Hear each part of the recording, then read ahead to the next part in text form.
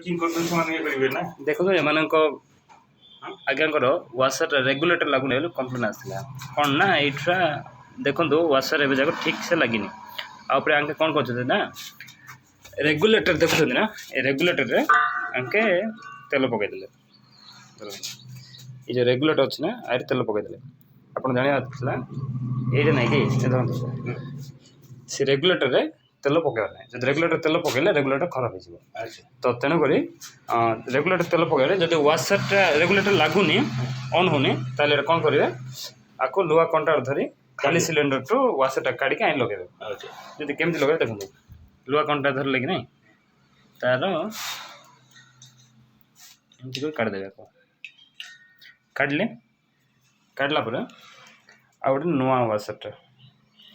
ଏଠୁ ନୂଆ ୱାସରଟା ଅଛି ନାହିଁ ଆକୁ ଯେମିତି କାଢ଼ିଲେ ସେମିତି ଲଗାଇଦେବେ ଦେଖନ୍ତୁ କ୍ୟାମେରା ପାଖରେ ଏ ଯେଉଁ ୱାସରଟା ଏମିତି ଲାଗିଗଲା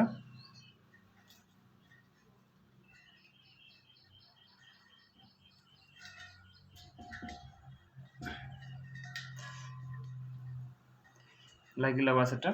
ଏବେ ଆଉ ରେଗୁଲେଟର ଲାଗିଯିବ ଦେଖିଲେ ନା ଏବେ